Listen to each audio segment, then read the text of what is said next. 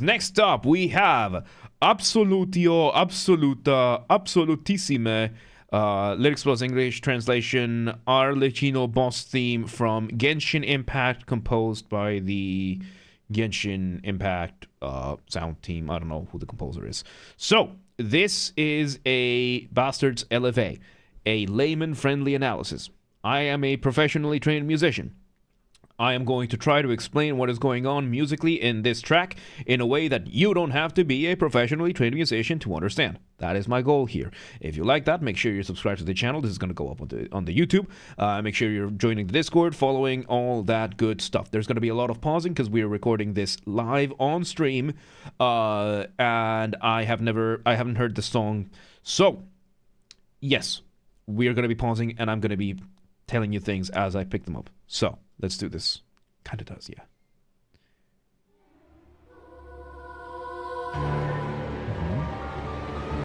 Okay, we are 8 seconds in, and we start with what sounds very atonal. We have this vocal that's a ah, very descriptive over here, and the strings are doing what is called aleatoric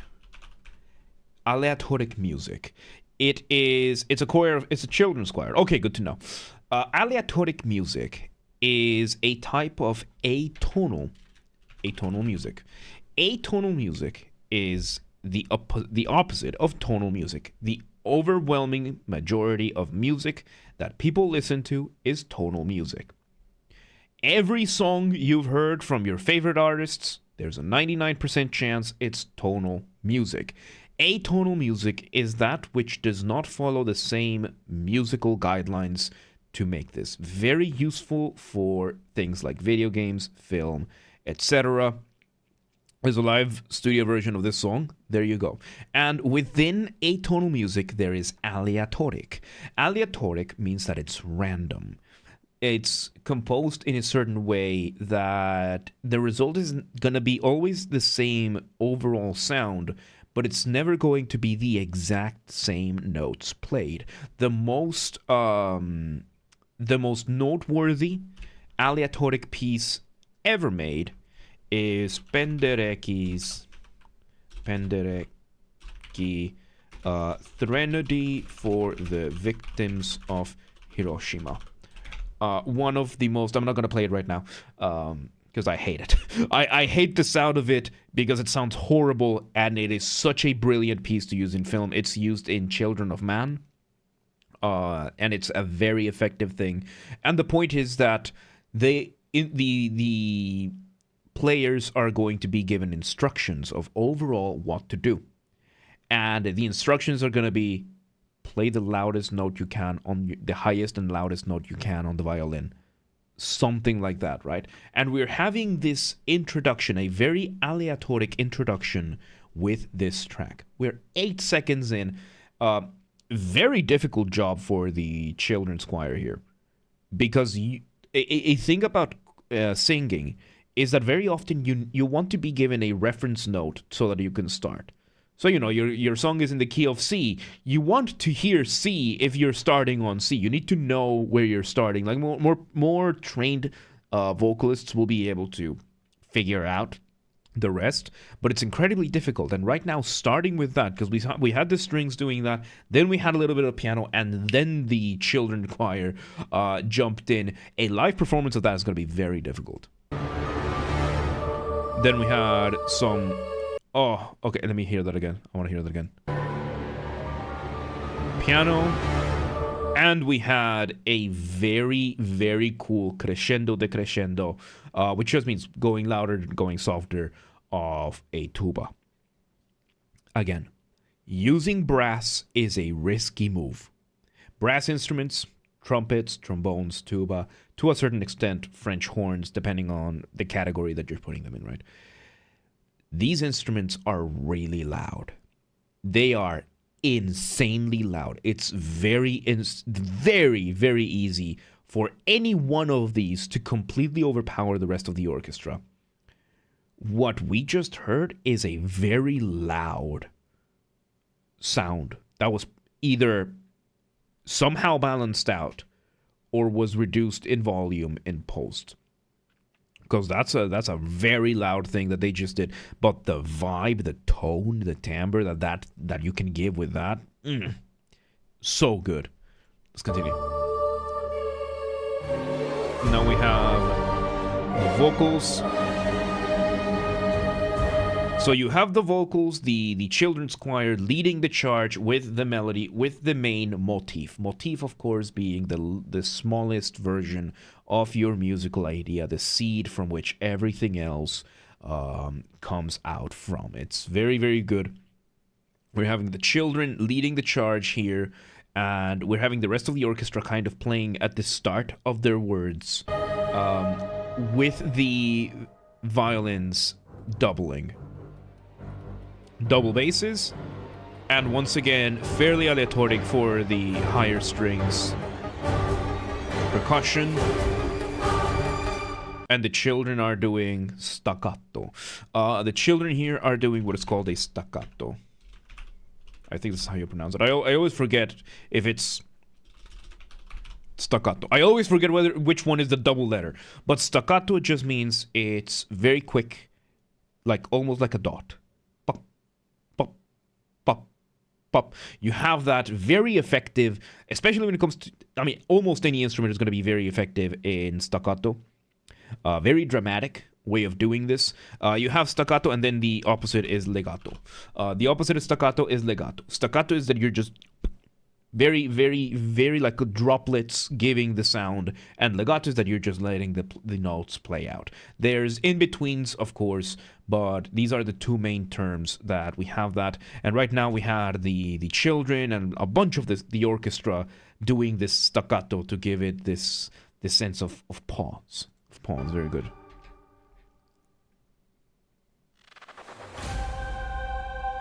Okay, we have some electronic elements. I like this.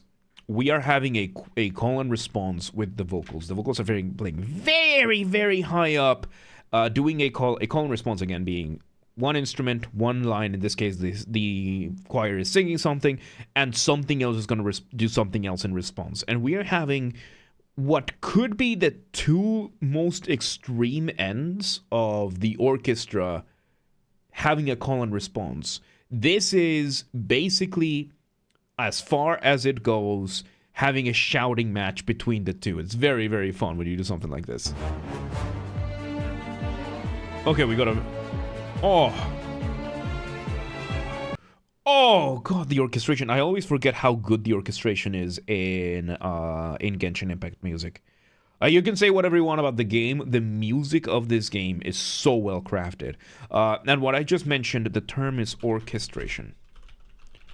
That is that whenever you have music, you will have you will usually have melodies, you will have chords, and the orchestration is going to be which instruments do what.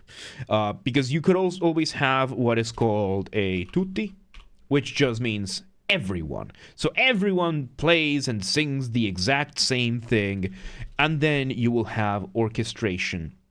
And in this case, you can hear there's two sides of this. You have the dubstep rhythm going on, establishing a steady beat, while we have these violins playing a very beautiful legato thing. And then we have the brass coming in, jumping in every few notes to complement what the strings are doing. That's a very, very cool use of orchestration. You know, we have doublings, temporary doublings. And a doubling is when more than one instrument plays the same melody exactly, right? Like there's some harmonies going here and there, but we're having this moment of the violins are carrying a melody. They're carrying that motif. And the brass is trying to get in the... Not just trying to get in the way, they're trying to jump into the bandwagon and trying to keep up with them, but not quite as effectively, right?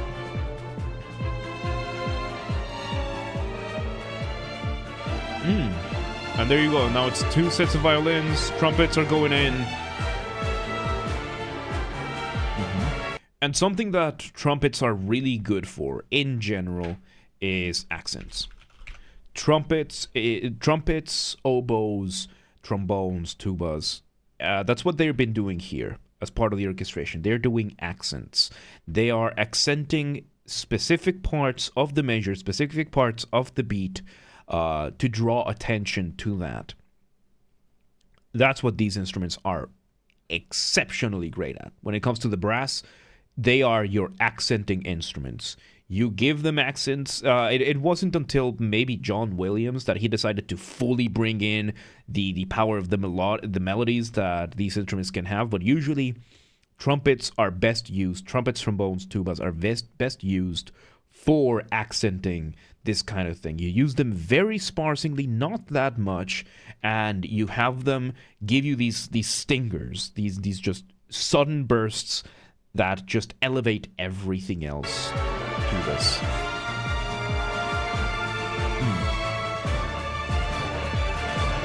So it's interesting how you have the kick drum of the almost EDM. You still have the orchestral snare, orchestral percussion going in. It's a very interesting combination to have them both. And most importantly, the flying melody. I forgot to mention the flying melody. We are having a very busy... again, flying melody is not an official term. This is not an academic term. This is my personal term, the way I describe this.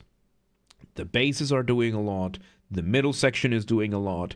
And, we have all this percussion, all of this stuff going down. And then up above, we are having the violins do these simpler, slower melodies. Everything else is a lot faster. And the violins are having a very considerably slower melody flying above the landscape of everything else. And it's beautiful.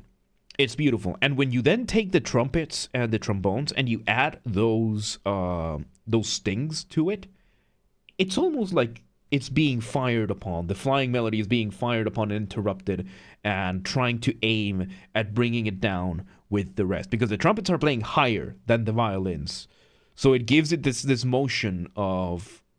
It's giving it a motion of almost like they are combating each other, trying not to fall and everything. It's beautiful. Okay, we're bringing in the vocals again. Change of everything. We bring back the piano. That sounds like a men's choir. It sounds like we went from a children's choir to a men's choir. Men's choir, of course, having only men. Your tenors, your basses, your baritones, maybe. Which, again, when it comes to vocal ranges, you will usually have for women, you will have your soprano, mezzo, soprano, and alto. Those are the three ranges going from highest to lowest. Sopranos are usually the high end. Mezzo-soprano is kind of either the middle range or they get from both. And the alto is the lower range. And then for men, you will have the tenor, the baritone, and bass. Tenors being the highest, baritones being the middle ground, bass being the lowest. And when it comes to a men's choir, you can have a very cool middle ground between all of them, which is basically just men shouting. Skyrim does this. They're doing this right now. You don't really need them to sings too much. They sometimes do Sprechstimme, which is a German term for sing-speak. They do hit the notes and everything, but the tone that they're giving is not as much singing as it is more a way of speech. It's more of a modern thing. Like Schoenberg was the one who was mainly doing that. But there you go. Mate, everyone, welcome to Damon. How you doing?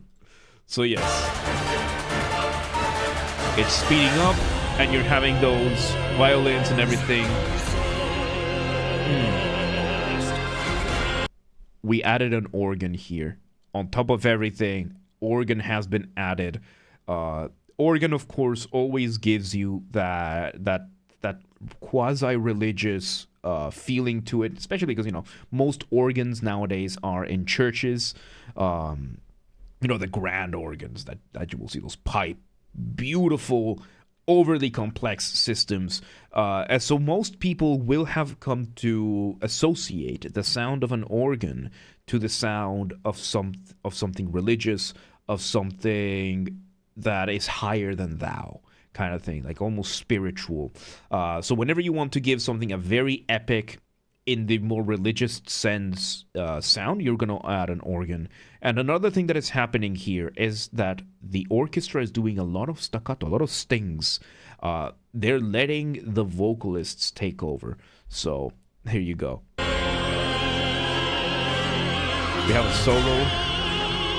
Oh yeah, no, we had some staccato, and now we are having the violins going absolutely insane. They are playing very fast. They're playing scales up and down. It's a very dramatic thing. It brings out tension. Before atonal music, that is more how composers would portray distress, kind of thing. So, and we just break everything. So yes, we break everything. We had that bell, everything breaks. Now we have this call and response between the male and the children, and we're bringing the piano. Again, I've said this many times. If you're gonna make a crescendo, and you're going to intensify something, and you want a very powerful climax after that, when you're getting louder and louder and louder, when you hit that high note, don't hit it with a loud instrument. Take everything away and put a very quiet instrument instead. It is so powerful, and we just heard that now. We had all this build-up. It was going up, and the tension was up, and everything is like the bell rang, and now it's just the piano. Very soft, very delicate, almost, just keeping up the conversation, giving us something for the conversation between this guy and the children. It's a very, very, very powerful tool to have. So, beautiful voices too. Bell again. We bring in the strings to add more of that range. Organ is here again.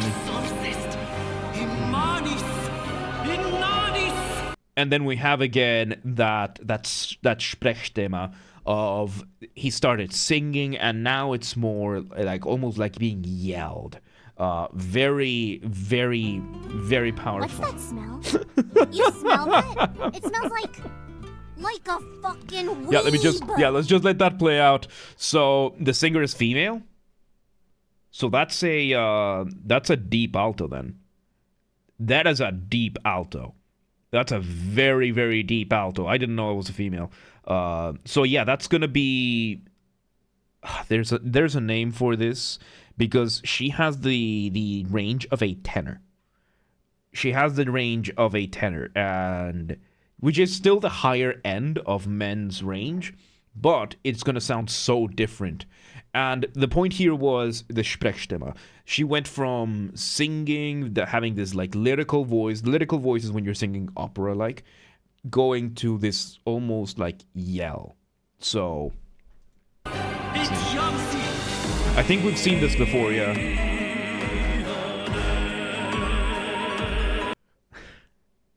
I'm sorry, that confused me for a moment. The way the percussion is sounding right now sounded like your metronome. Sounded like a metronome. For a second, it confused me a lot. Because a metronome is something that you use for recording or practicing purposes. And here, it kind of felt out of nowhere. But it's one of those EDM elements. Yeah, it's just how the drums of the EDM drums are sounding. It just confused me because it sounded like a metronome. But then again, we're having this whole thing building up, building down, building up, building down. Really, really cool, really fun. Yeah, now that it speeds up, it no longer sounds like a metronome. I like that. I like that. Again, when you build up and you want to build a climax and you want to drop that beat or whatever, it works so well to just do something small right at the top. It's I love it. I love it. I love it whenever it happens. It's so much fun, and it's so useful for dropping the beat. Let's hear out, because we had a silence from the orchestra. Let's hear if the orchestra is gonna still be there. Oh, purely orchestral, and we bring back that organ. Ooh. Oh, and we bring back the vocals. It's really cool. Oh, this is really cool.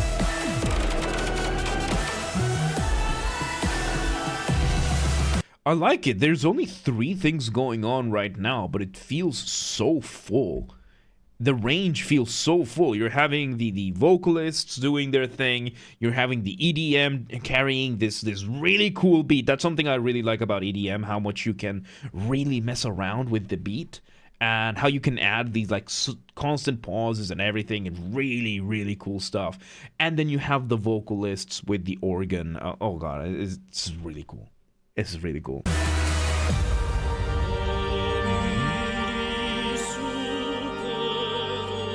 Again, back to the solo. I still can't believe it. I know it's a woman. It's incredible how low she's singing. It's really cool. Oh, such a good voice. It's 15 seconds.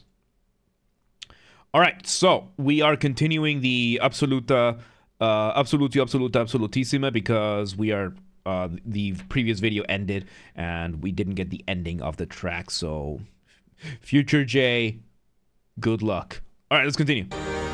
So, her range is insane. Children's choir. There you go.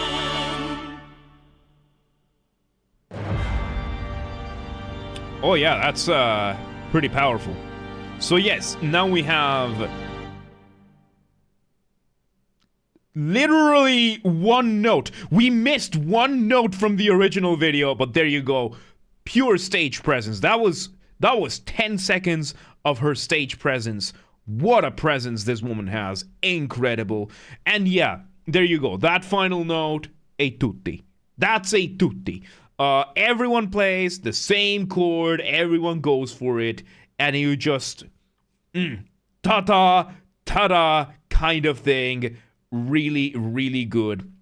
Oh, there you go. There you go. So, there you have it. That was Absolutio Absoluta, Absolutissime, Parting of Light and Shadow from the Genshin Impact original soundtrack. Really, really good. Composed by Dimeng Yuan. Genshin Impact music is just something else, dude. Genshin Impact music, I have my feelings about Genshin Impact, but the music is just... yeah, this is the pose of I'm the best and I know it, because I've never heard a woman with this low of a range. Like, she's got the range of a tenor. It's insane how good this is. But yeah, there you have it. Once again, everybody, this is a Basterd's LFA, a layman-friendly analysis. We're redoing the outro right now. If you're watching this on YouTube, thank you for watching. Make sure you're subscribed to the YouTube channel. We're at the time of this recording, we're so close to 500 subscribers. I'm really excited for this. Make sure you're subscribed, that you share the video, that you like the video, all that really, really fun stuff. Links to the Discord down below. Discord is where everything gets announced first. And if you want to request a song and you're watching this from the YouTube, just leave a comment. Games, soundtracks, original soundtracks only. And yeah, we'll do that on the next one. So thank you for watching. This is really fun, dude. I'm enjoying this so much.